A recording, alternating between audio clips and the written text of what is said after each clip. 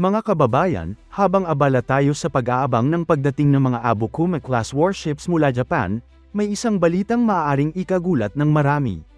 Paano kung maunahan tayo ng Indonesia sa pagkuha ng mas malaki, mas mabigat, at mas malakas na Japanese warships?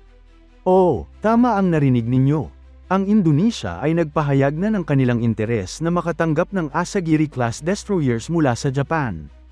Ito ang klase ng barko na mas malaki at mas capable kumpara sa Abukuma-class destroyer escorts na nakatakdang kunin ng Pilipinas.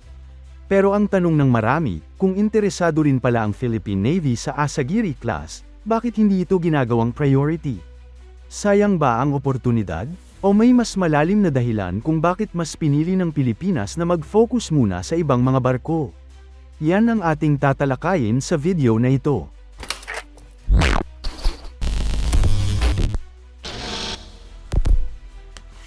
Kamakailan lamang ay bumisita sa Tokyo ang Indonesian Defense Minister na si Shafri S. Jamsudin at nakipagpulong sa Japanese Defense Minister na si Shinjiro Koizumi. Isa sa mga pinag-usapan nila ay ang posibleng paglipat ng mga excess defense articles ng Japan sa Indonesia. At kabilang sa mga barkong pinag-uusapan ay ang Asagiri-class destroyers. Sa unang tingin pa lamang, malaking balita na ito para sa Southeast Asia. Hindi kasi basta-bastang patrol vessel o maliit na frigate ang Asagiri-class. Isa itong tunay na destroyer na ginawa noong kasagsagan ng Cold War para sa Japan Maritime Self-Defense Force. Kung ikukumpara sa Abukuma-class na kukunin ng Pilipinas, mas malaki ang Asagiri-class sa halos lahat ng aspeto. Mas mahaba, mas mabigat, mas maraming armas, mas malakas ang sensors, at may kakayahang magdala ng helicopter sa loob ng sariling hangar. Sa madaling salita, ibang level ang capability nito. Isa sa pinakamahalagang advantage ng Asagiri-class ay ang air defense capability nito. Habang ang Abukuma-class ay pangunahing nakatuon sa anti-submarine at patrol missions, ang Asagiri-class ay may mas matatag na kakayahan laban sa mga banta mula sa himpapawid. Mayroon itong mas malaking radar systems at mas advanced na combat management capabilities na nagbibigay ng mas malawak na situational awareness. Ang mga naunang Asagiri-class ships ay gumagamit ng OPS-14 air and surface search radar. Ngunit ang mga mas bagong unit ay gumagamit ng OPS-24 radar na itinuturing na mas advanced. Ang mas nakaka-interes dito ay may mga ulat na ang OPS-24 radar ay may pagkakahawig sa JFTS-3ME radar na ginagamit din ng Philippine Air Force sa kanilang air surveillance network. Ibig sabihin, kung sakaling magkaroon ng Asagiri-class ang Pilipinas sa hinaharap, maaaring magkaroon ng mas magandang interoperability at mas malawak na surveillance capability ang ating naval forces. Bukod sa radar systems, may isa pang malaking lamang ang Asagiri-class. Ito ay ang pagkakaroon ng helicopter hangar. Para sa maraming modernong navy, napakahalaga ng helicopter operations. Ang isang naval helicopter ay maaaring gamitin para sa anti-submarine warfare, surveillance missions, search and rescue operations, maritime patrol, at maging target tracking. Sa isang bansa tulad ng Pilipinas na binubuo ng mahigit 7,000 isla, napakahalaga ng kakayahang ito.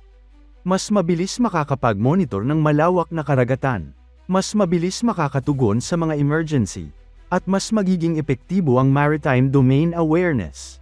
Kaya naman hindi nakapagtataka kung bakit maraming defense observers ang nagtatanong kung bakit hindi agad ito kinukuha ng Pilipinas. Ngunit kapag tiningnan natin ang kabuuang sitwasyon, mas maiintindihan natin ang dahilan. Una sa lahat, ang Asagiri-class ay mas matanda at mas mahal patakbuhin kumpara sa ibang mga barko.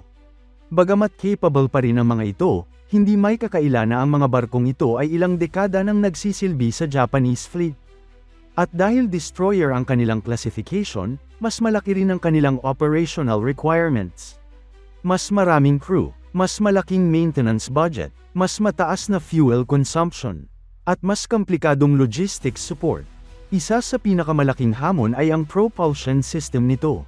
Ang Asagiri-class ay gumagamit ng all-gas turbine engines.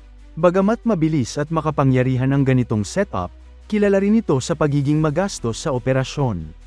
Hindi ito katulad ng ilang mas modernong barko na gumagamit ng kombinasyon ng diesel at gas turbine systems upang makatipid sa fuel consumption. Sa panahon ngayon kung saan mahalaga ang bawat piso ng defense budget, malaking konsiderasyon ito para sa Philippine Navy. Hindi lamang pagbili ng barko ang usapin. Kailangan ding isipin kung paano ito patatakbuhin sa susunod na 10, 20, o 30 taon. Isa pang mahalagang factor ay manpower. Sa kasalukuyan, mabilis na lumalaki ang fleet ng Philippine Navy. Mayroon ng Jose Rizal class frigates. Darating pa ang mga bagong offshore patrol vessels. Kasama pa rito ang mga paparating na corvette program vessels. At syempre, ang mga Abukuma class ships mula Japan. Bawat barkong idaragdag sa fleet ay nangangailangan ng daan-daang tauhan. Hindi sapat na magkaroon lamang ng barko. Kailangan may sapat na trained sailors, engineers, weapons specialists, at support personnel. Kung masyadong maraming barko ang sabay-sabay na papasok sa serbisyo, maaaring magkaroon ng kakulangan sa manpower. At kapag kulang ang crew, hindi rin magagamit ng maayos ang mga barko. Ayon sa mga impormasyong natanggap ng Max Defense Philippines, interesado rin naman ang Philippine Navy sa mga mas bagong Asagiri-class ships. Ibig sabihin, hindi sarado ang pinto para sa posibilidad na ito. Subalit sa ngayon, hindi pa ito kabilang sa mga pangunahing prioridad. Mas nakatuon muna ang Navy sa pagpapalawak ng fleet gamit ang mga barkong mas madaling isama sa kasalukuyang organisasyon at budget structure.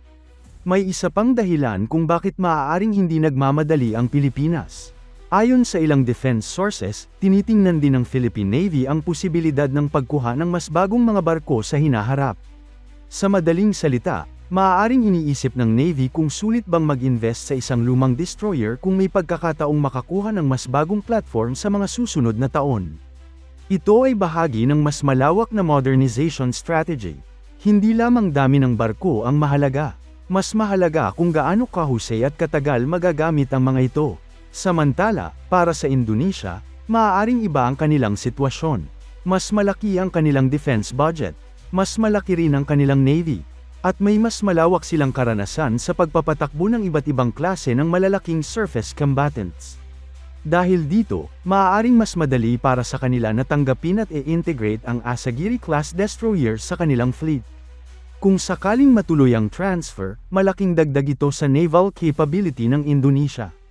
Magkakaroon sila ng karagdagang mga barkong may matibay na anti-air, anti-surface, at anti-submarine capabilities.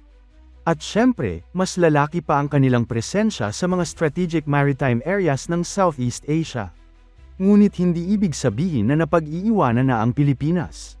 Sa katunayan, ang pagkuha ng Abukuma class ay isa ng malaking hakbang para sa Philippine Navy.